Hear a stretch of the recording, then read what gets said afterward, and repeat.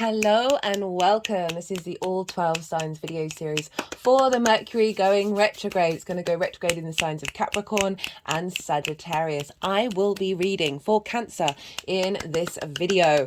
My name's Chloe. I work with card divination, astrology, and I channel energies through my body. As you can see, my hands are moving around right now. This is independent of my conscious thought, drawing in energies from different dimensions to help us heal, help us clear stuck energy, and open up portals to source to connect us into our soul's true frequency. It's like a form of light language. For those of you who know your time of birth, and your natal chart, I really recommend checking out where your first house is, the sign that falls in your first house. Each of the signs that I read for, they will be as if they're in the first house, so the astrology will link very closely in with that. However, this does not invalidate you looking at any other part of your chart, right? Perhaps where your Mercury is, because we're dealing with Mercury, and Mercury will get activated. Your natal chart Mercury will get activated. So just look to whatever other sign it is, look to where it falls in your natal chart, what house it's in, the themes of that house, and apply those themes to the messages that come through it. So if the connotations of all of that sign in your natal chart have now moved to the first house. Right, I hope you enjoy, and I'm going to get on with reading for Cancer. Cancer rising, how you doing, Cancer? Before I kick off, I just want to say I started recording this already. I didn't get too far, as you can see, only one card came out, and I realized I hadn't turned on my mic.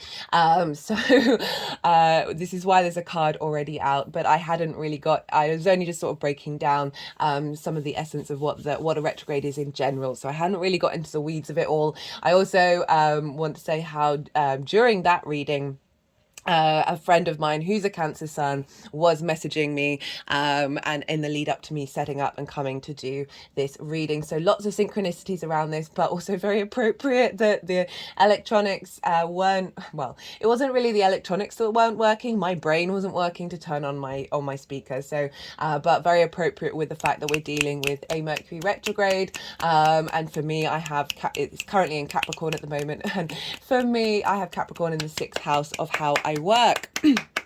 Right, okay, Cancer rising, I hope you're well. For those of you who Cancer, it doesn't fall in your first house, look to the house that it does fall in your natal chart. Look to the themes of that house and apply those themes to the messages that come through. It's as if that Cancer energy, with all the connotations of your natal chart, astrological points, celestial bodies, themes of the house, have now all moved to the first house. So take what resonates and leave what doesn't.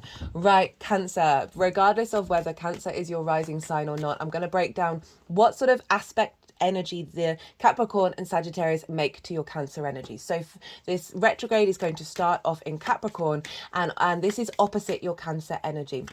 So you are both yin in nature, you're both cardinal, but you're different elements. So you've got some familiar things, but you're coming at it from different elements, so different ways of working with that yin cardinal energy.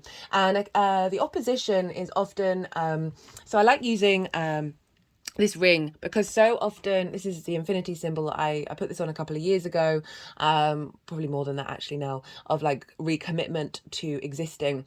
But with an opposition, it can often highlight where you're out of balance. Okay, so often with oppositions, we can then lean more to wherever that planet is in the chart, and the themes of wherever it is, and then forget about the other side of it. Okay, so we always want to look to being in balance. So if you look here, this infinity symbol, it is honoring the fact that there are two sides of the same coin, basically, and that the way of flow is being in balance. Yes, sometimes we may prioritize one side a little bit more, but it's making sure, it's highlighting it's best not to do that all the time. It's the best to find flow and allow these two signs to work together and honor each other, and honor that there are differences, but with that we're able to then bring this into union. And as I said, they are two sides of the same coin. So Mercury moving through an opposition to your Cancer energy may just highlight what's out of balance. Then it's going to move into the sign of Sagittarius, and this is what's called an inconjunct. So this is so with the opposition, we've got so there's three main things that signs can have in common: yin yang energy, day night energy, the element, and then the modality. So with oppositions, Cancer and Capricorn, you're both yin in nature and you're both cardinal nature. So you've got the top and the bottom one in common, but the middle element is different. However, with an inconjunct, you've got none of those in common. Cancer, you are cardinal water and yin in nature. Sagittarius is mutable fire and yang in nature. And so this can be really discombobulating. It's not got a traditional aspect, and it can be a little bit frustrating, a little bit crossed wires, a little bit struggling to see the same, coming to the same point of view. It's like herding cats, okay? But once you kind of realize that, and when you've mastered the skill of herding cats, you are a Zen master because you're able to use all these different elements and be in your flow with that. So it's sort of, once you get over that hump of being like, what on earth is going on? Why does this all feel a bit difficult, a bit frustrating? As I said, those cross wires, miscommunication. Once you realize, oh, why, then you can sort of zen out into the fact this is very inventive, very innovative energy, because you're breaking against conformity, right? You don't have anything in common, so you're not going over the stereotypical traits of something. You're then finding very creative ways of bringing all of this energy together. So the way that I like to talk about it is... So this is what we used to do as kids, so I'm probably showing my age, I've got no idea if kids still do this, is hop on one leg, use one hand to move around on your belly in a circle, and pat your head with the other hand. Now this can be a little bit difficult to master because we're actually, some people are really good at it, but we struggle with multitasking, unless they're very much in flow with one another, and this isn't flow. And it made me think about how at the moment I get a lot of adverts, I see it all over the place, of sort of like quantum movements, where you're doing different things with different limbs that aren't in coherence with one another. And it actually then sort of recreates new neural pathways in your brain. And, you know, great thing to keep the mental agility going up. So just sort of imagining it like that yes, you might fall over at some point, but it's the trying and the practicing and realizing what's going on and how when you come out the other side of it, you're able to create from a very inventive place. So that's what's going on with the Sagittarius part of the retrograde. Now, I'm pulling cards for 4 piles and then 1 bonus card. And so the first pile is for the shadow phase. This is when Mercury entered the degree it will then retrograde over. So it's still going direct. We entered that on the 25th of November. You're going to have loads of information thrown at you. All the dates, all the degrees, all the astrological aspects that I'm talking about they are in the description box. So it's a lot of information. Don't worry about having to catch it all straight away, because I have written it down for you, so you can then maybe write it in your journal and then see what crops up for you. So the shadow phase can be often louder than the retrograde itself. I've seen it in various different ways. And this is when things come out of the shadow that are letting you know what the retrograde is going to be all about. So you might want to go and look back to around the 25th to see what was showing up. What messages did you get? Maybe somebody reached out to you. Maybe something went missing. Something along the retrograde lines that in the areas of where Capricorn and Sagittarius fall for you would have shown up, just to help you understand what the retrograde's all about. Also, I often find we are unconsciously working with that retrograde energy. Remember, the shadow phase, without, as I said, unconsciously, we're preempting it. So this is the shadow phase. It's going up until the 13th of December, and then that's when the retrograde starts. And so this is when Mercury looks like it's moving backwards in the sky to Earth. So it has this sensation of slowing down and revisiting degrees that it's already gone over. So this is about bringing depth and nuance to whatever's been cropping up in your life in regards to this retrograde. It's about revisiting, revising, renewing, regenerating, reinvigorating something. And I love a retrograde, even though they're frustrating, because they're giving us a chance to slow down. Mercury can be a little bit of a trickster, can see electronic electronics go haywire. It can see mail going missing. So if you're sending an email or something important or hard copy documents, make sure you make a copy. Make sure you do a follow-up with an email if it's got a deadline to it, just in case it's gone into somebody's spam box. So these are all things that are just part of the trickster energy, the fact that Mercury's a bit discombobulated because it's no longer going at such fast speed. So it's all sort of like does it can, and also that trickster energy, because I do feel Mercury actually kind of likes that slowing down. Is the fastest moving planet, that sometimes it's nice just to walk at a slower pace. But when you're walking at a slower pace and you've got a bit of a trickster energy within you, then you might start playing tricks on things around you because you've got the time to be able to do so. It's also a 3D version of what's being reorganized and rejigged with the retrograde. It's kind of like when we get ill, we're recalibrating to a new frequency, or when we're run down after having sort of leveled up a little bit. This is our body recalibrating. So these are sort of like 3D signals of energetic shifts, like glitches in the matrix, that sort of thing. So be aware of it if you're doing anything important over this time, but understand that that's what's going on. It is just working on the 3D level as well as all the other dimensional levels as well. So Mercury retrograde, this, as I said, this is a great time to start or work on a project that isn't, you're not necessarily launching it, but because it's giving you that time to pause, see things that you may have missed, really refine it. Mercury, Steve Jobs has a Mercury retrograde. I like to use him as an example because he would like finesse the curve of the plug, right? And when you feel something like that, it is an object of quality that, you know, not all brands focus on. And this is just an example of the fact of the quality that you're bringing to something during a retrograde, that depth, that sort of, you've gone over this territory once already, you're going over it again. So you're able to really finesse. It's like mastering, right? It's like a craftsman honing their skills.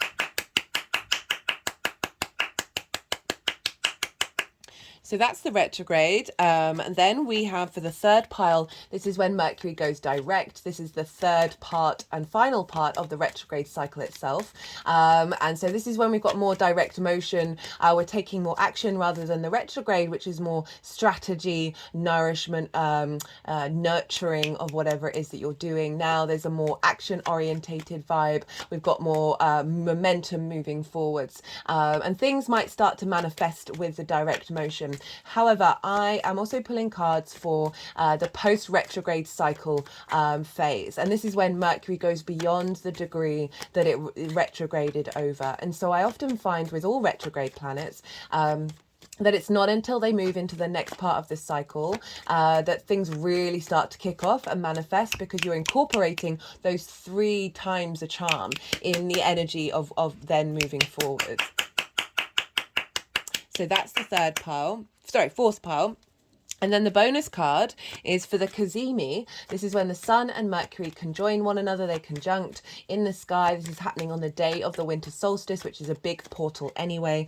And this is when Mercury moves from being the evening star, which is more yin energy, more strategy, observation, nurturing, nourishment, looking to the past and cultivating. And is then moving to the morning star, which is more yang energy of the extrovert, the taking action, the looking to the future, the sort of the momentum forward. So this is the midpoint of the retrograde, where the Mercury receives downloads from the Sun, from pure source energy. We get some clarity and vision of where we're headed, and into the next part of the journey. So that's facilitating Mercury of whatever roadblocks and difficulties you may have had with the retrograde. We're getting support and getting some wisdom from the Sun of how to navigate that and build on it. So I'll be pulling a card just to show sort of what energy Mercury's getting at the time of this Cazimi. So those are the piles that I'm pulling cards for. Now let's get into the astrology for you, Cancer. Okay, this is going to be focusing on Cancer rising, but as I said at the beginning, you add the themes to wherever Cancer is in your natal chart to what's coming up here. And you'll often find that that will really tie in to what's going on in your life. It brings it more holistic understanding when you, perhaps your sun and your moon as well as your Mercury, and just see how, because Mercury, every transit is affecting every area of your chart. There's going to be various degrees of the impact of that, but they're not disconnected from each other. Okay, so I'm going to be talking about the astrology that's happening at the days of the station of the retrograde, and then the station direct, and then the day of the post retrograde cycle, because the energy of how the planets are talking to each other at that time, at that moment, is then infusing into that particular part of the cycle. So right, we've got the shadow phase, so that started on the 25th of November. As I said, this can be, if you look back to around then and see what showed up, this was a couple of days, it was the weekend before the full moon in Gemini, and so there was a lot going on with that full moon, so it might be a little bit difficult to try and separate that from the full moon itself. However, they are linked together because Gemini is ruled by Mercury, so Mercury was having a big impact on that full moon, and that full moon was therefore influencing Mercury, which was then affecting the rest of the shadow. So whatever completion you got with that full moon, if you want to go check out that full moon series, I work with 6-month cycles, so even though we've already had that full moon, whatever got downloaded at that full moon for you will be unfolding over the next 6 months. So that was impacting, that full moon was impacting what was going on with the shadow phase of Mercury. So as I said, whatever got completed then was then going to be creating space for further involvement in this retrograde. Now, so as I said, things may have cropped up around that time. Oh, I need to rewind. Sorry. There's a lot. There's a lot with this. So, trying not to jump all over the place. I should have written clearer notes. Right, Cancer rising. Let's talk about the houses that this is linked into, because then when I talk about the astrology, that will make way more sense. Cancer risings, the Capricorn for you, where this retrograde is starting, is happening in your 7th house. So this is opposite your 1st house, which is how you embody your sun or your moon in your actions and your deeds, depending on whether you've got a day or a night chart. This is your body, your vitality, your character, your sense of self, and often how other people see you. Now, Capricorn is over in the house of other. So this is everything other than you. This is one-to-one relationships, one-to-one dynamics, business clients, business partners, intimate friends, long-term committed romantic relationships. And I also find source energy shows up here. So what is your relationship with source? What lens in which does that express itself? And you have that with the sign of Capricorn. Capricorn is ruled by Saturn. It is cardinal Earth. It is the collective Earth sign. This is about long-term legacy, longer-term cycles. You know, they link Capricorn into the banking industry and things like that, of like hierarchical structures. But the way I like tapping into Capricorn is it goes beyond civilization. It goes into the body and how we were before civilization. So there's a real sense of community. There's a sense of loyalty and commitment, integrity, because you had to be integral with one another in order to survive, right? You have to be honest and open and sharing, and sharing is caring, and it's more long-term planning. I also like link breathwork and yoga and stuff into Capricorn, and like the longer-term cycles of Earth, right? The seasons, the equinoxes, the solstices. We're going to have the winter solstice in the sign of Capricorn. So there is a real sense of commitment and loyalty, right? And duty and responsibility with Capricorn. Saturn is all about foundational space and strengthening those, and does so in order to it shakes things up in your life in order to strengthen yourself. So going through some tough times in order to realize what truly matters to you right at the root of it, right? What's going to serve you in terms of long-term cycles. Integrity, responsibility, and legacy. So there's a real sense with Capricorn, because it's ruled by Saturn. The Capricorn and Aquarius areas of your chart, they take a while to mature. It's often until mid-30s that really things start to kick off with these signs, because Saturn is linked into time, karma, cycles, and there is a real sense of maturity. It's like the grandmother or the grandfather energy of the chart. And so Capricorn in the 7th house with this retrograde is really This is an important retrograde because this is the last one in the sign of Capricorn, with Pluto being in Capricorn. Pluto is going to go back into Capricorn around for a little chunk. I think it's towards the end of next year, but Mercury isn't going to be retrograde. So this is the final one in our lifetime, in not just this lifetime, but many lifetimes, before we then have a Mercury retrograde in the sign of Capricorn with Pluto. It's been some very intense energies coming out in these readings, and it's not surprising, even though Pluto's over, I think it's at 28 degrees at the moment, and it's really far away from where Mercury is retrograding. It doesn't matter, right? They're in the same sign, they're involved with one another, and also it's getting the intensity of Pluto at those final degrees of clearing out a lot of fear.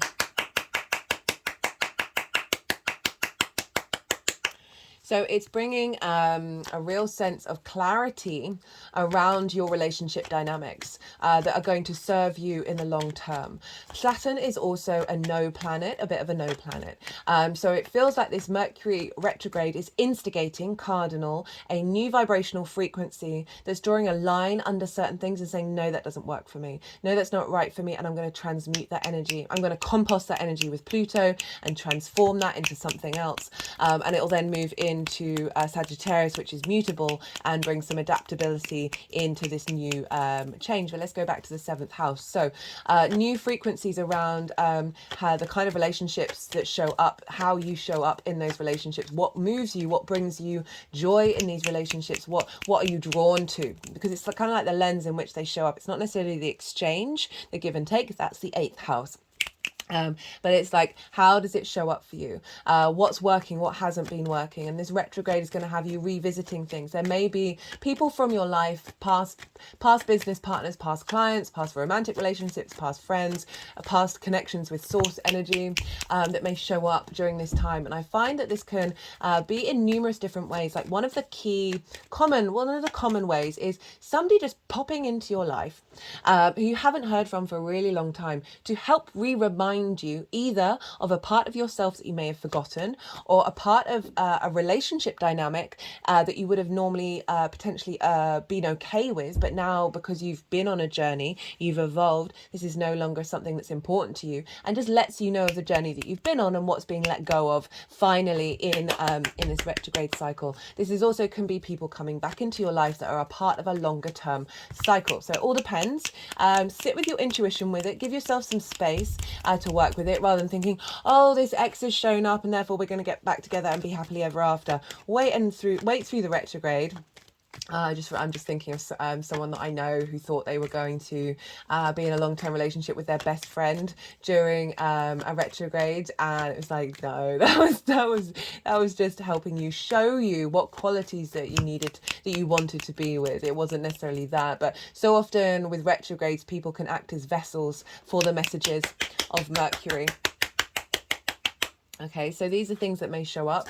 And then we want to look to where Saturn is, because Saturn is ruling Capricorn, and wherever the ruler of a sign is affecting what's going on in that sign. And for you, Cancer, Saturn is over in your 9th house, in a fellow water sign, in the sign of Pisces. The 9th house is your perspectives. How do you map yourself out in society, in the world, in the universe? Who do you think you are? Why do you think you exist? Why does anything exist? It's all the big why questions. It's perspectives, morals, ethics, philosophies, connection to book religion, source energy, nature, science, whatever it is that you know is something, a construct that is kind of bigger than yourself that you are a part of. It's all about perspectives, broadening your perspectives. It's often about going and staying somewhere for a longish period of time that is unfamiliar to you. It's often linked into foreign travel, but say you've lived in a city your whole life and then you decide to move to the countryside. That sure is going to broaden your perspective, right? So it's not just limited to going to some far off place. It's also linked into teaching and learning, right? This is more about mastering something rather than beginning something. So something you may have been working on for a while, in order to broaden your perspective and enhance your perspective, in order to then share it with other people. It's not about trying to convince people of your ideas, but sharing perspectives. It's all about sharing perspectives. And so Saturn's there. And Saturn is, as all those things that I just talked about, responsibility, duty, integrity. This is words.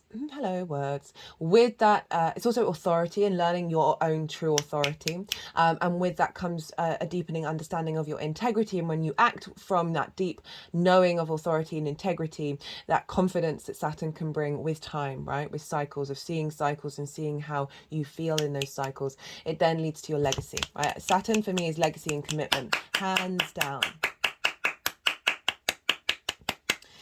And so Saturn's moving through the ninth, perhaps sort of restricting the sense of who you are in order for you to really deep dive into that, and really providing a lot of longer term support when it finally moves out of Pisces, of really knowing who you are in this universe, right? But all of that influence of the ninth house is feeding into your seventh. And how does that show up? Well, making sure that these vibrational frequencies that you're bringing in terms of your one-to-one relationship, of making sure yourself, of that Cancer energy, is in balance with this new frequency, and making sure those relationship dynamics are in balance with self.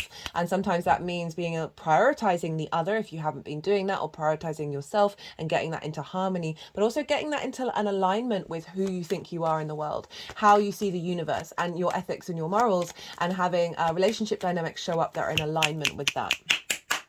So this retrograde is being facilitated by you and the other, and how you see yourself in the world. Then Mercury's moving into Sagittarius. And we're moving from the no planet to the yes planet. This is ruled by Jupiter. And so Sagittarius for you is in your 6th house of work, health, and routines. And this is the adult in the room house, right? These are things that we can struggle to put together, to keep doing, find momentum to do. So often that's when we've got neglect. When neglect's shown up in our early years, we can then neglect ourselves via those things that we need to really dedicate and be the adult in the room for ourselves, to parent ourselves to be able to do that. Now, the 6th house of work, health, and routines, this mutable fire of Sagittarius, there's an element, this is the way that you work. It's the lens in which the tools that you use from your 2nd house go through your work. So there's a real sense of generosity, of movement, of expansion. There's an element of the preacher, of wanting to share the light collectively with others. But it is a Jupiter, it is a generosity, there's an expansion, there's a desire for wisdom, there's an inherent knowing of what it is that you do, and being able to be very flexible in the way that you work.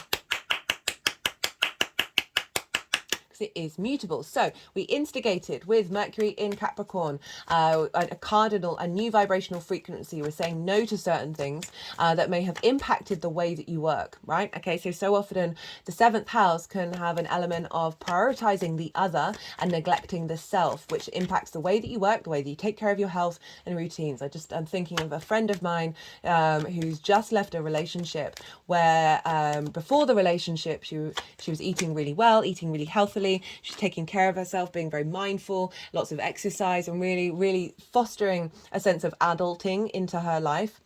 Ended up being in a relationship with someone who was drinking every day, who was eating trash, not really exercising, not motivating and helping one another, right? Well, she tried. It didn't really work out. And these are the things that when we are so caught up in the hormones of things, right? We're not taking things seriously. No. I scrap that. I don't mean that. When we can get very swept away with the hormones, we can then, the adult in the room disappears, right?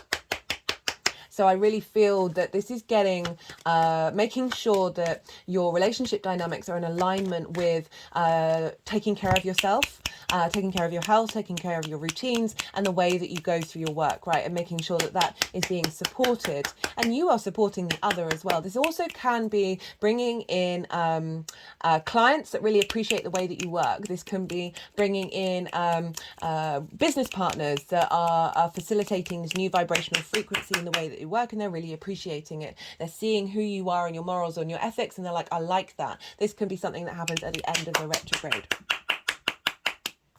And so we want to look to where Jupiter is. As I said, this can be shifting vibrational relationships. It doesn't mean relationships falling apart. It means it can mean elevating the relationships that you're already in, and allowing your ability to expand and bring this fluidity of the way that you work, bringing in that new vibrational frequency of adapting who you are and how you take care of yourself, making sure that's more in alignment with wherever Jupiter is. And Jupiter for you is over in Taurus, and this is in your 11th house of hopes and dreams, friends, groups and alliances, and reaping the benefits from your 10th house. So if we link that into hopes and dreams, bringing this expansive nature of Jupiter into your 6th house, with this Mercury retrograde, of making sure that your visibility in the way that you work with those groups, friends and alliances is in alignment with I just really feel like there's more clarity and understanding and seeing the value in how you work that is then bared witness by groups and alliances, friends, and then reaping the benefits from your 10th house. So this is all facilitating a deeper understanding of making sure that your one-to-one relationships are in alignment with your hopes and your dreams, and a deeper, truer understanding of who you are in the universe. So that can be that Saturn aspect over in the 9th house, can be insecurities about who you are and what you are. And I really feel like this is strengthening that and clearing away a lot of fears, a lot of old tendencies of power and control in one-to-one relationships that actually weren't facilitating you, whether it's them, whether it's you, and creating space for there to be more magic and more fluidity. Remember, this is also bringing in a connection to source energy that is then, this card has shown up for every reading, more fluidity and ease, and being able to embody whatever new frequency is coming in from source. Okay, remember, the 7th house can be your relationship with source energy. So we're dealing with Jupiter and Saturn with this Mercury retrograde, and they are longer term cycle planets. Jupiter's 12 years, Saturn's 30 years.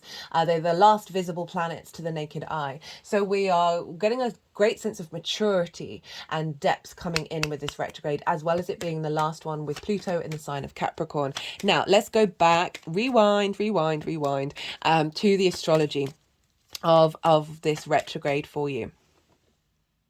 So I already talked about the shadow phase. That was just before the new moon in Gemini, and obviously the sun was in Sagittarius, so that was also providing some light and insight into what this part of this retrograde cycle. And then during the shadow phase, Neptune is going to go direct. Now, this is significant for two reasons. The moon was significant for two reasons. One, because it was ruled by Mercury, and so therefore Mercury was very much influenced by that full moon. And the other one was the fact that Mercury made an exact square with Neptune. And I really saw that as a clearing away of delusions. And this is in your 9th house, so delusions around how you see yourself, illusions, right, distorted realities, but then bringing in a higher reality from source energy, because that's how I see Neptune, as connection to source, all the frequencies, all the dimensions, all the realities, bringing in a higher dimensional storyline, narrative that's imprinting onto you into Mercury in Sagittarius, which is more this knowing. It's not necessarily about the details. It's sort of like a real inherent knowing, because Jupiter's linked into wisdom, and faith, and sort of higher truth. And but Neptune was retrograde with that square, so Neptune's going to go direct, and we're going to have a square with Neptune later on, which I'm going to talk about. So that's when this reality is then going to be like really reinforced, because the square is an aspect of Mars, and it brings about manifestation energy. Okay, the retrograde itself is happening on the 13th of December. This is 8 hours after the Sagittarius new moon. So that new moon, that imprint of the new moon is going to be affecting what's going on with Mercury, particularly because it will be moving into the sign of Sagittarius. It's starting in Capricorn at the time of the retrograde, and then moving into Sagittarius. So I will be doing a separate lunation series after this one, if you want to go and check that out and see what the narrative of that moon is all about, because it will be having an impact on the retrograde cycle. So this fresh new start, this new seed, this new energy, new 6-month cycle energy is feeding into Mercury, of this real redoubling down on the fact that this is bringing in a completely different frequency. And So Mercury is also trining Jupiter around this time, and trines are an aspect of Jupiter. This brings elevation, expansion, cohesion, a sense of wisdom, and with that wisdom we have a deeper confidence within ourselves that allows us to sit a little easy in this body and allow some more opportunities and synchronicities and luck to come our way. And the reason why it's wisdom and why there's an expansive cohesion with a trine is because they're both the same, they're both yin in nature, so they're both earth, and they're both earth, so they've got the two baseline things in common, but they're different modalities. So Taurus is obviously fixed energy, Capricorn is cardinal energy, so we've got instigating leadership qualities from Mercury and this fixed energy of Taurus working together, and this is sort of elevating the earth side of your chart. So this is a very positive aspect with a benefic planet. We've also got another positive aspect with a benefic planet because we're also going to have a sextile to Venus over in Scorpio, and sextiles are an aspect of Venus, so we're doubling down on the benefic energy here, and I love it so much. Venus traditionally not her favorite place in Scorpio. I love a Venus in Scorpio, and this is because it's opposite Taurus. And so we have this sense of Venus being in her fall, because she's fallen away from the land that she lives in, she rules. So, but I love Venus in Scorpio. It's very intense, very passionate. There's a clarity, there's a purity to Venus in Scorpio, wanting to go into the depths, go into the darkness and expose all, right? And so this is in Scorpio for you is in your fifth house. So again, we've got another water sign being activated here, which, you know, is trining your water sign. So that Venus transit is also in your fifth house. She loves it's her favorite house to be in. So for you, even though this is traditionally a difficult time for Venus, it's in her favorite place. So great time to get creative. This is your creation energy. This is your play, your amusement, fun, the house of joy. This is linked into children, whether that be literal children that you have or that you work with, or that you're birthing something creative into the world, or your inner child, right? So there's a lot going on in the fifth house, and Venus is making a harmonious aspect to Mercury at the beginning of the retrograde. This is a sextile, which is love, appreciation, harmony, flow. It's also very creative because same yin energy, different elements, different modalities. So that you notice how it's a soft, free-flowing energy when you've got the baseline in common, but it's sort of potentially more difficult energy, say a square, where they've got the modality in common. So the two baselines aren't in common. So it's an interesting how aspects work. That with that baseline in common, you can get creative because you're really deeply inherently akin with one another, but different elements, different modalities. So you can get playful. You have a sense of value because you understand where those other elements and modalities are coming from.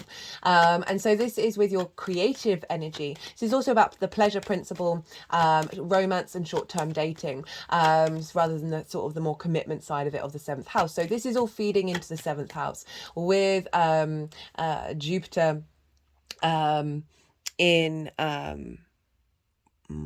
your 11th house of hopes and dreams, right? Friends, groups and alliances. So if we think about hopes and dreams here with your creation energy, all inspiring Mercury to make sure that your relationship dynamics are in alignment, to make sure that the way that you work is in alignment. So very inspirational, especially because this is going to flavor the transit up until it goes direct.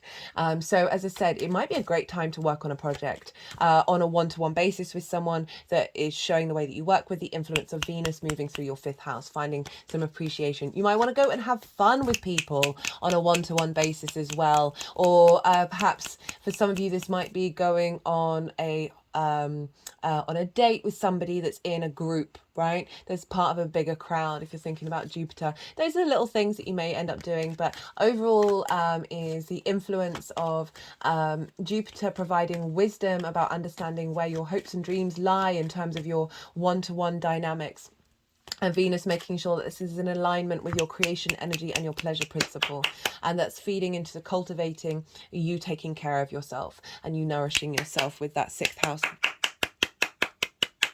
We've also got by sign a sextile with Saturn. So that, again, that's bringing in a sense of a deeper understanding of your authority and your integrity when it comes to your morals and your ethics and your philosophies. So really re-enhancing and elevating those one-to-one relationships. So that's the retrograde on the 13th of December. We will then have the Cazimi, which is happening on the 22nd, which is the winter solstice. Very powerful portal. So this for me is like the new moon of the year, of the whole year. So it instigates the new year for me. It's tied into the cycles of nature. It's a great time to set intentions that are more linked into our connection with the earth and with the animals, with the cycles of time, right? Time and space. And it's usually a massive portal. And then okay, Venus, hello. And what was I saying? Sorry, I got a bit distracted because I was trying to figure out what the energies wanted to do with that card that had fallen out. Yes, it's a massive portal, and this is the time when the Sun and Mercury are conjunct one another. So this is a very powerful energy. This is very clear vision, clear sight. As I said, the Sun is imparting its wisdom, its purpose, its vitality, its vision into Mercury of how to then facilitate the rest of this retrograde, moving from the evening star to the morning star. So midpoint of the retrograde. So we're still in the retrograde itself, but we will now be having momentum moving forwards. We're now looking more to the future than understanding what's gone on with the past. So this may be when someone's that come into your life that's to do with your past may start to fall away, that you're then using whatever came through as communication to then facilitate what you need from these relationship dynamics. This also could be when someone from the past, where you've just maybe been chatting about the past, it's now about looking to the future. So that's the Cazimi. I'm pulling a card for that. Again, we've got the trine with Jupiter. I forgot to mention Jupiter until the 31st of December. Jupiter is retrograde. It's been retrograde for a while. So any of the abundance and expansion you may have felt in your life or sought to have with that Jupiter transit may have been on hold for a bit. You may have been questioning things, questions of faith. You may have had to really go into the depths of what it is you think you know, right? Where your faith is. And it won't necessarily be until Jupiter starts going direct, which is the only direct station it's going to make in the sign of Taurus, until the 31st of December. So all of the things that I've talked about are more sort of going inward, and they're really unfolding in an inner journey, and then expanding outwardly in the next bit of the cycle. So we've got that trine with Jupiter, and Jupiter loves being in the 11th house. It's its favorite house to be in. So you may have just felt a little bit of restriction around that and being like, well, what's going on? I thought this is the favorite place for Jupiter. Well, it won't really necessarily kickstart until the new year.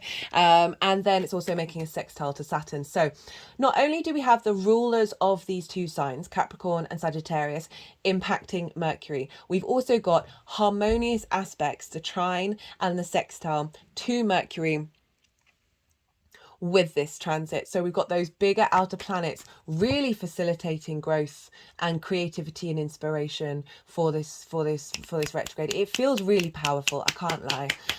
I didn't think it would be until I sat down and did the research, and I was like, oh, and like really felt into this energy of what all of this combination, the layers of what's showing up is just like, oh, okay, universe, big shift, eh?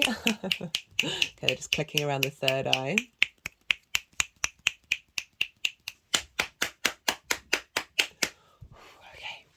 And this is very supportive for you, Cancer, regardless of whether it's your rising sign or not, because we've got a lot of earth and water showing up here.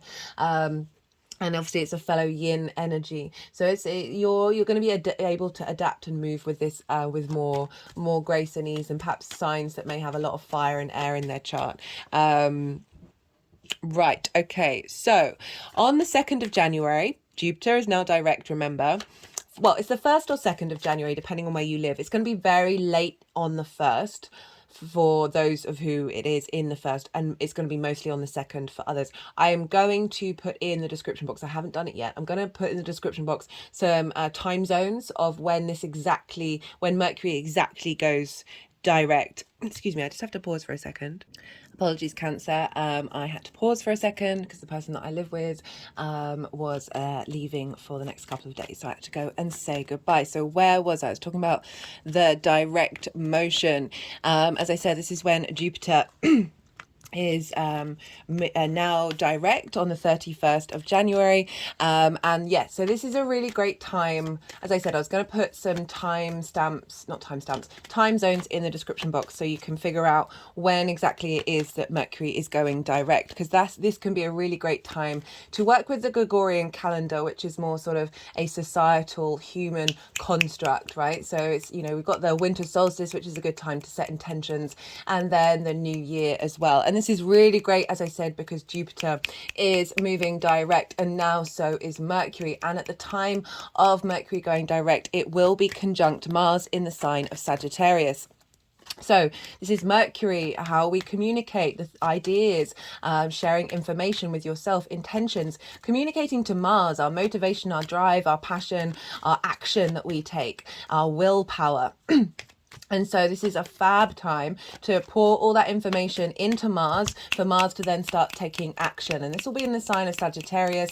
So having intentions set around the way that you work, putting in good health routines, right? And making sure that we're, you know, looking after ourselves. This can be a really wonderful time to set intentions. We also have really positive aspects with the North and South node. It's making a sextile to the South node over in Libra, which for you is in your fourth house of your home, your roots, your foundations. The South node moving through there can be a bit draining. I've done a South node, North node, Aries, Libra transit series. If you want to go check that out, I talk about the sort of major themes of what the North node in Aries is about, the South node in Libra, especially for Cancer risings, because these are in angular houses for you. So the eclipses are in big pivot points in your chart. And I talk about all sorts of different themes, as well as pull cards for each of the signs of the overall themes for this eclipse cycle that we're currently in. So the South node is as a place of refinement. It's kind of got retrograde energy to it, because it's a place that we're familiar with, right? Past life energy that's come through, that we're comfortable with. When we're comfortable, we're able to bring nuance to something. And so Mercury is making a sextile, that very creative energy, a sense of appreciation and value between your roots and your foundations.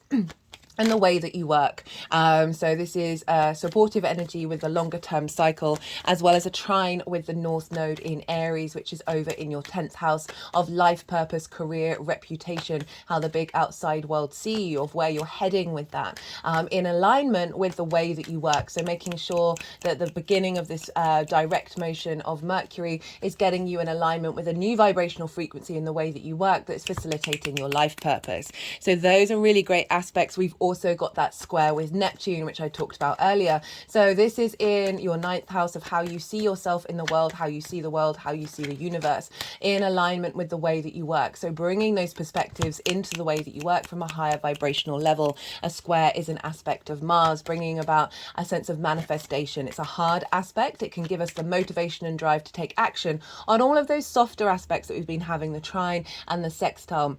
So I really like the fact that this is also in alignment with Mars. So we've got a bit more momentum, we've got a bit more action kicking in, but with that higher vibrational level of Neptune. We also have, and this is probably my favorite aspect, is we have Juno and the Moon over in Virgo, making a square to Mercury. And Virgo for you is in your 3rd house of communication. This is your day-to-day, your local community. And so this is the meaning that you put in your day-to-day life with Juno, which is commitment. And this is what I love about this, because it's like New Year's resolutions, committing to this and implementing it on a day-to-day basis, implementing your ability to communicate the way that you work, and also those day-to-day basis of those routines and health practices that sometimes we can neglect ourselves, with the Moon of making sure that you are nourishing yourself. You're making sure that your needs are being met on a day-to-day basis. So absolutely love that particular aspect. Right. The fourth pile, the final pile, is the post-retrograde cycle. And this is happening on the 21st of January when Mercury will move beyond the degree that it retrograded over. Again, it will be conjunct Mars, but this time in the sign of Capricorn. Mars loves being in Capricorn. It is exalted in Capricorn. So you've got a lot of motivation and drive and willpower about bringing in relationship dynamics, taking actions around relationship dynamics that are enhancing this higher vibrational frequency. And again, Mercury talking to Mars at the beginning of this, imparting all of the wisdom of the whole of the retrograde cycle into Mars. So you're then taking actions based on this higher vibrational frequency that's getting you Cancer energy in alignment with the other. So love, love, love, love, love, love, love, love that. We've also got a trine with Jupiter, and now this is the trine where Jupiter is going direct. And so this is enhancing the wisdom and the actions and the opportunities around your hopes and your dreams manifesting. Being able to connect to friends, groups and alliances that are in alignment with how you want to be envisaged on an intimate level. And then we've got the sextile to Saturn. So again, both of these outer planets are playing pivotal roles at the beginning of the retrograde and the end of the cycle.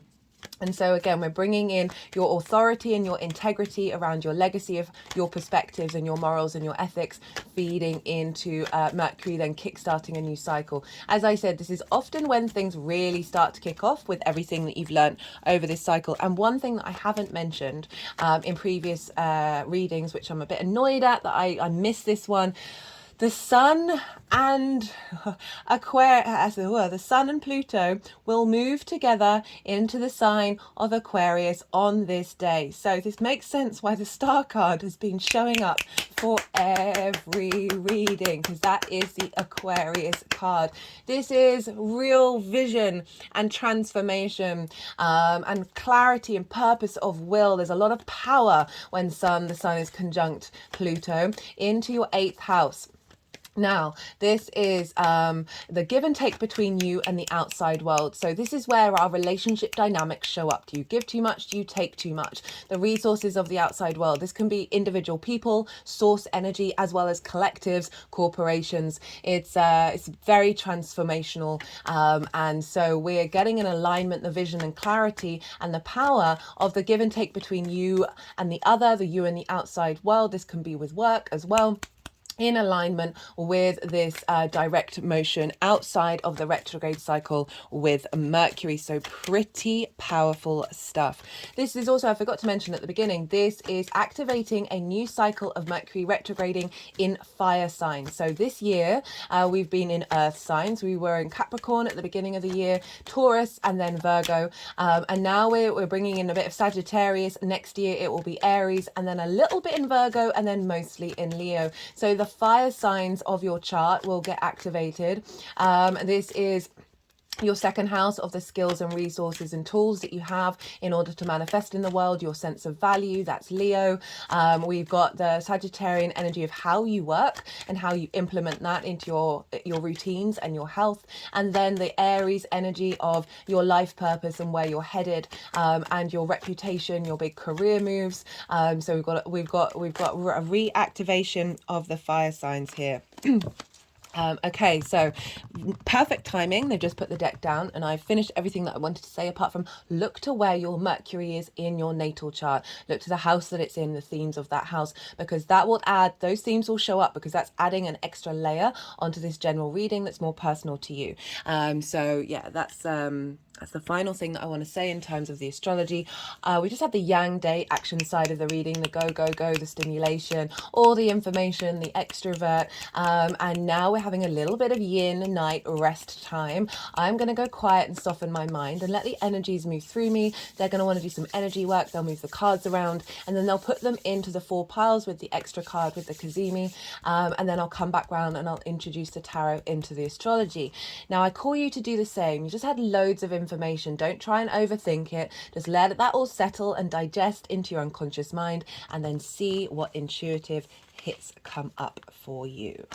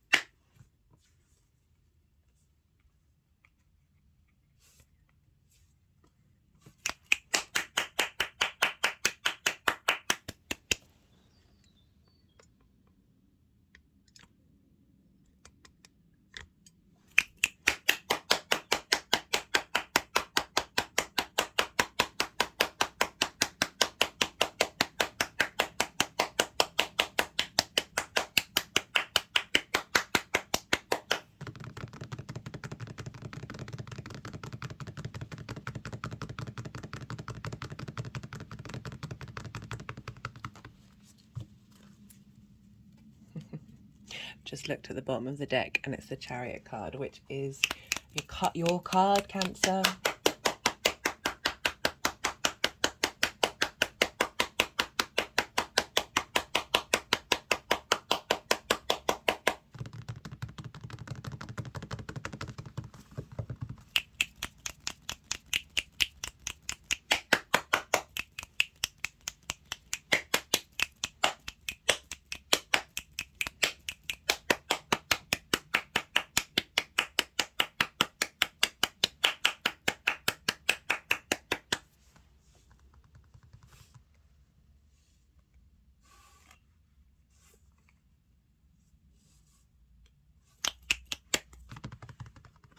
Okay, so for the shadow phase, we have the Two of Pentacles and the Page of Cups. So the Two of Pentacles represents juggling things, right? It's a bit of survival mode.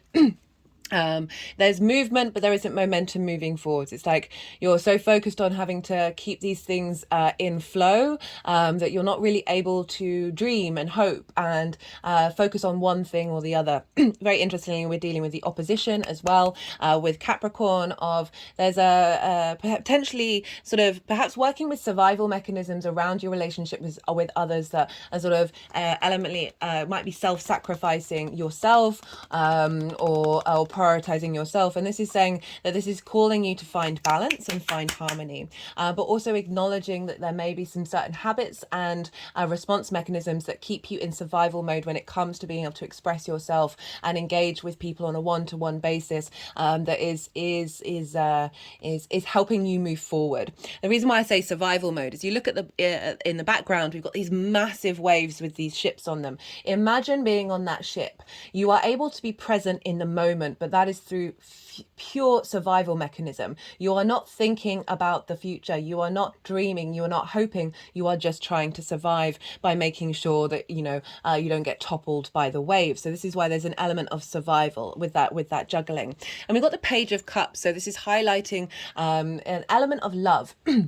Right, in relation to that 7th house of new messages coming in, of new curiosities, new intuitive hits around what it is that you're trying to bring into balance in terms of those one-to-one relationships. As I said, this isn't just about like committed romantic relationships. This is intimate friends, business partners, one-to-one clients, as well as your connection to source. That it feels like you're getting a lot of downloads happening around this time to help you understand where you're headed. So just keep in mind look out for synchronicities as well, because if you look, the page is talking to a fish in a cup. This is highlighting the absurd, the weird, the ridiculous, right? The fact that synchronicities are like they can be very I was gonna say blow your mind, right? Because it's like, how I just had a conversation about that, and how is that theme now coming up on a radio show that you're now listening to? Or you were singing the lyrics to a song and then you end up hearing that on the radio, or whatever. It's these weird kind of synchronicities that start showing up that's saying when they do, they are helping show you this new vibrational frequency and helping you move towards it, as well as I'm genuinely getting, because we've got the duality here of the 2 pentacles, of showing you where relationships aren't matching this vibrational frequency, and you're like, okay, you need to sit with that, you need to work with it, you need to unpack it and see, okay, well, what can shift and change with this, and that's all going to be sort of highlighted with the direct motion. So really clear message coming through with that, and for the shadow phase that we're currently in, to help sort of realign you, and then we've got this is for the retrograde itself. So this is from the 13th of December. We've got the Hanged Man, we've got Judgment, crowned by the 7 of Cups. Now, the Hanged Man is all about pause. It's all about limbo. It's about in this pause, in this pause, we come to a changing of perspective. You see, they're upside down. In a lot of traditions, actually just standing on your head can help bring in new perspectives and new narratives. This is the only figure to have a halo. This represents divine inspiration when we allow ourselves pause. Meditations is also Neptune. And so this is a core, is saying the energy that's showing up for you is, and perhaps give yourself some space to be able to tap into this. As I said, just being in moments of stillness, being in situations where you're not necessarily taking a lot of action that are helping change your perspective about things. And then you'll be receiving some wisdom come through, because I always link this into Odin, the Norse god, which was upside down on the world tree for 9 days and 9 nights. And at the end of it received the wisdom of the runes, which is another form of divination. So there's a sense of source energy. You're co-creating with source, but you're doing it in a state of pause, right? Allowing that pause to let you cultivate something. And it's with judgment. And judgment is about wisdom being raised on high. This is about ascension. So you've got wisdom on wisdom here. You see these figures, they are grey, they represent wisdom. This angel is blowing their trumpet, which represents frequencies. So this is helping you realign to a space of being able to make right judgment when it comes to yourself in relation to the other, and then therefore to yourself in relation to your work and your health and your routines. So there's a new frequency coming in that you're cultivating. Perhaps listening to music and frequencies that really bring you joy, or provide wisdom, maybe some Tibetan chanting, some gong music, that sort of thing. Well, whatever it is, like those are just stereotypical things. Whatever it is that helps bring you into realignment. But these are really powerful cards, major arcana, saying that what's happening in this transition of this retrograde is opening up a lot of new possibilities, because we've got the 7 of Cups. I love the 7 of Cups. It gets a bad rep. For me, this is the channeling card. So there's we are all channelers, we're all healers, we're all intuitives. We do it in very unique ways to ourselves that may not look like it's all bells and whistles of what you expect channeling to be. Sometimes it's just being inspired to do a thing, right? It's coming from a very deep intuitive space that then creates an ability to hope and dream. This is the dreamer's card, right? You see all the clouds, it represents fantasy, it represents all the possibilities. This is saying the source is bringing in new vibrational feelings linked into water, linked into emotion, linked into love, and really allowing new narratives to come through. And also with some of these cards, there aren't necessarily, like one of them, interestingly, like I always find it fascinating that one's got an image of a skull, but it's with the wreath of victory. That some things that need to be let go of in order for victory to come through, right? So there's an element of clearing out space in order to open up new portals. And just, yeah, as I said, just with that connection with Saturn over in your 9th, of how you see yourself in the world, like raising up that frequency and understanding of the wisdom that you have to offer, of the wisdom that others have to offer you as well, and really allowing yourself to be flexible with the mutable energy of Sagittarius. Jupiter over in your 11th, of hopes and dreams, of allowing different hopes and dreams to come in that is facilitating the way that you work. So really powerful energy, but it is calling for stillness in order to be able to come to good judgment, and in order to open up your perspectives. You think about, again, the 9th house with Saturn, of broadening your perspectives and allowing new possible higher vibrational frequencies to come through. So give yourself some pause.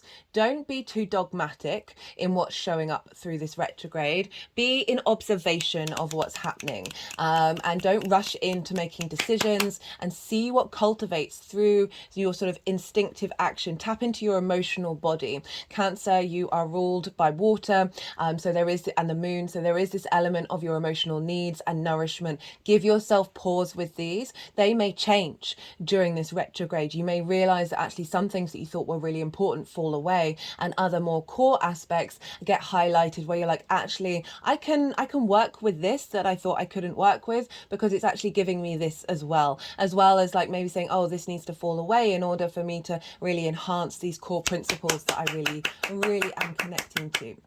And that can be internally as well as people in your life as well. The direct motion, would you look at that? the Empress card, the Hierophant, and the Star. So 3 major arcana for the direct motion, which is really showing a significant shift that's happening here. Moving away from sort of survival mode and not really able to hope and dream to a real sense of abundance, right? This is the Empress card, this is Venus. And I haven't really talked about it very much because I didn't want to add on like another layer of complexity. But essentially, until Mars moves into Aries, all the planets are going to be in signs that then come back to Venus. So Venus is playing a very pivotal role in this retrograde. And that's because Jupiter rules Pisces, where Saturn is. So Saturn is impacting Mercury. And Jupiter's in Taurus, which is ruled by Venus. And speaking of Taurus, we have the Hierophant here. So this is sort of implementing, remember, this is intentions that you're setting. This is the forward motion of Jupiter, who's in Taurus, of a real sense of abundance coming through. Venus, the Empress, wants you to feel good in this 3D world, wants you to have an element of fertility and grace and joy when it comes to your one-to-one relationships. But it's coming with the Hierophant, which is about commitment, right? So this is a recommitment to those relationships, whether they are in your life or to a higher vibrational level that's coming in of new relationships. It all depends on what's going on in your life. I'm not saying go out and break up with everybody. You know what's right for you, but pause. This is about stability, commitment, and also being your own guru. It's about deep wisdom that you've gone through a certain journey and you're now able to share that wisdom with others. So if we're linking it into how you work, the wisdom that you're working on in this period that is being cultivated with this direct motion of then implementing it, of how you work, of bringing deep wisdom and abundance into the way that you work. With the knowledge of then sharing that with others. Jupiter over in the sign of friends, groups, and alliances. So a bigger picture of being able to embody that wisdom that you're cultivating and then share it with others in a confident way.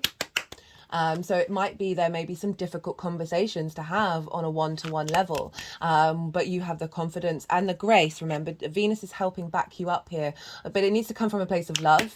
I think that's really important, especially with that Page of Cups and the Seven of Cups showing up, which do link into love. Like, love is the fundamental key of how we interact with people, and really being able to tap into that. That can be being able to see other people's perspectives as well as see your own, and be able to let those intermingle with one another. We've got it with the Star.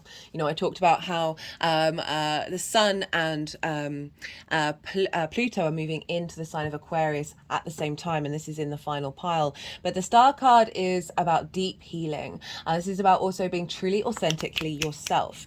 She is unclothed, and so she has rid herself of masks. She's healing herself and is allowing herself to be her unique version of herself. This is also about hopes and dreams. So what I feel like with this momentum forward is you're healing a lot of what may have come up in this direct motion, and by doing so from a place of love, from a place of wisdom, you are able to uniquely be yourself in these one-to-one dynamics. You are able to uniquely express yourself in the way that you work. This is also linked into health and routines of being able to heal yourself from a very grown-up point of view, right? The adult in the room is definitely the Hierophant.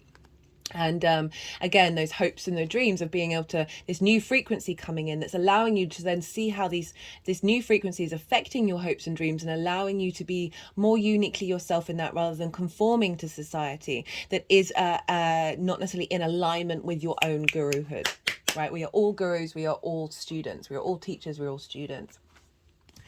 Oh, goodness me. This is the Cazimi card. So I said it was crowned with it, but it's actually the energy that's coming through. So it kind of is crowned with it. So this is the energy that's coming through with the Cazimi on the winter solstice, when the Sun and Mercury conjoin, which is the midpoint of the retrograde, when Mercury moves from being the evening star to the morning star. So this is when it's bringing in new possibilities that you're then going to be able to take action on, new vibrational frequencies that is then bringing about this sense of curiosity, creativity, dreaming, fantasy in the best possible way, of aligning that in with what your true heart's desires, right? From a place of deep wisdom and judgment. Love that. Okay, so for how this energy is manifesting moving forward, would you look at that? What great cards to end on, eh? We've got the Nine of Cups and we've got the Ace of Wands. So the Nine of Cups, this is an embodiment of peace, a wish fulfillment. So talking about that new vibrational frequency of taking action and being grateful for the things in your life, right? Being grateful for the people in your life. Even if they aren't matching what it is that you want, still being grateful for them. And this then frees up more energy that isn't being spent being like, oh, that's not what I want. More energy than allowing either those people to change and match that frequencies, because so often when we raise our frequency, that helps the people around us do so in alignment with the soul contracts that we have, or contracts falling away, relationship dynamics falling away, that are in alignment with you feeling very confident within yourself and feeling a sort of sense of generosity in your life, right? This is also potentially having the ability to implement the health routines. Remember, this is when we've got that strong connection with Mercury and Mars. And so, this card, it is the wish fulfillment card, but it's also, I like to focus on the fact that all those cups are full. The way that we tap into it, look how confident and happy the person in the card looks. That the way of doing that is by envisaging and connecting to the fact and being grateful to every area of your life, even if your cups aren't full. And that really is instigating and activating what's already been downloaded, right? And really facilitating you, help motivate that moving forwards. But just generally, this is such a positive card of you feeling good about yourself in these one-to-one relationships, in the way that you work, and then that momentum propelling forward. And it's come with the Ace of Wands, which again, very fire energy, Sagittarius. This is an offering from the universe of renewal, a renewal of a passion and energy and excitement, a creativity, of virility, a vibrancy in the way that you work and the way that you take care of yourself. And the more that we do that, the more confident that we feel in that area of our life, that actually the healthier our one-to-one relationships are.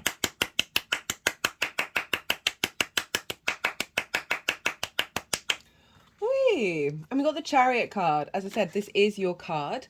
This is about this is victory. This is determination. This is a strength of will. You see here this figure, they don't have any reins. They're not trying to control the situation. They know that they have the resources within them in order to flow through whatever comes your way, right? It does convey, it's about being able to move through the world, the good, the bad, and the ugly, knowing you have what you need, right? That's ninth house perspectives of who you are in the universe, allowing you to make peace with a lot of relationship dynamics that may have been difficult, right? That may have been unnecessarily difficult as well, may have been a bit of a struggle, when actually you're more confident in yourself, right? The Chariot, and you're able to be at peace with any potential discord in your life. This is not me saying stay in an abusive relationship. It's not that at all. But so often we can get fixated on certain things about what we want and what we need, rather than just embodying that within ourselves. And that's what that Chariot is really trying to say, is like, if when you embody it, you're not necessarily needing to seek it from the outside world. But overall, it is a card of victory, of moving towards something that is serving you in the long term. Okay, let's get some clarifiers.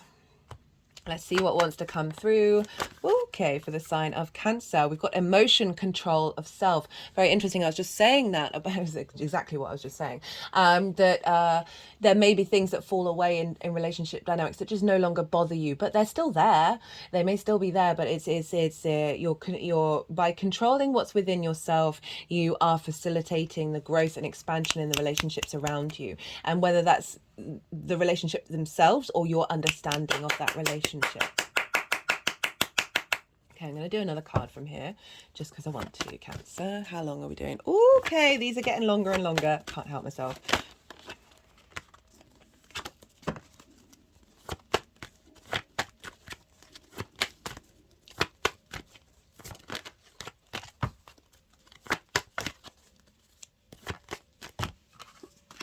Could just feel the deck is like, no cards coming out until they've done some energy work.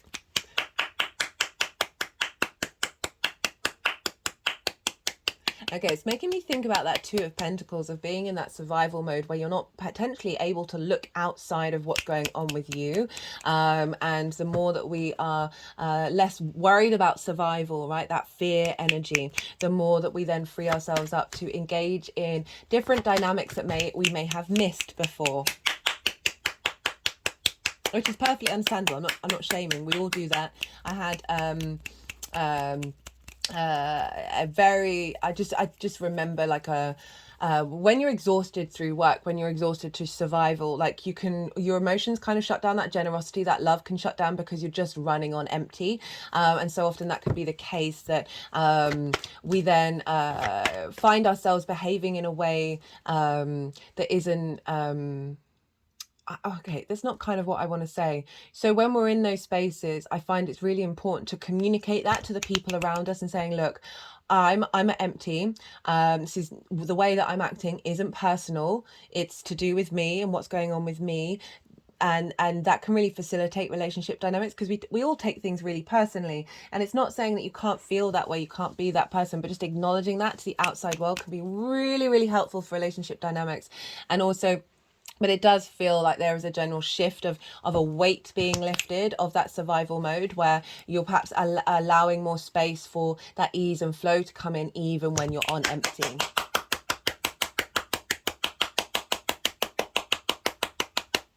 Okay, right, one more.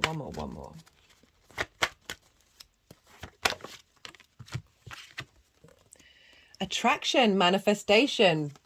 So you know what I was saying about all those new vibrational frequencies coming in, of drawing towards you things that are more in alignment, whether that's new relationships or whether that's an enhancement of the current relationship that you have, because of this emotional control of self, that, as I said, that frees up so much internal space that allows this sense of play and curiosity and this sense of abundance and flow come in. So I really like that whatever's going on, you're attracting towards you that which is bringing about a renewal of your connection to this 3D world. Remember, the Empress is there as well. And I'm thinking about Jupiter over in your 11th house of hopes and dreams, of activating a new level in regards to how you manifest in the world in relation to that. Okay, let's get a final card from the numerology deck to see what's coming out for Cancer. So funny that these videos are getting longer when I swear I'm talking faster. What's she gonna do? It's a big transit, guys. It's a big transit.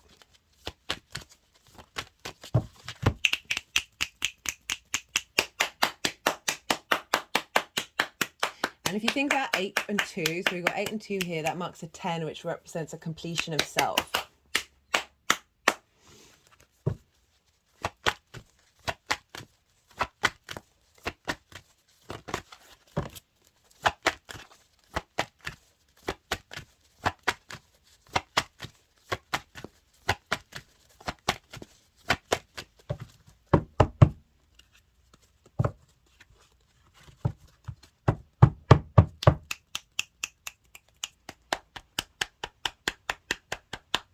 Sorry, they're just wanting to do something with the deck. Yeah, I clear these decks before each reading, but sometimes they still just like to domestic harmony. That's hilarious. That's hilarious. Right, couldn't make it up, guys. I'm gonna leave it at that. That is pretty clear. I don't really need to say anything more than that. That's beautiful. And it's also, again, a 10. So liking the repetition of numbers here for you, Cancer. Okay, I'm going to leave it at that. Be good to yourselves, Cancer. Be good to those around you. And most importantly, be well until we meet again.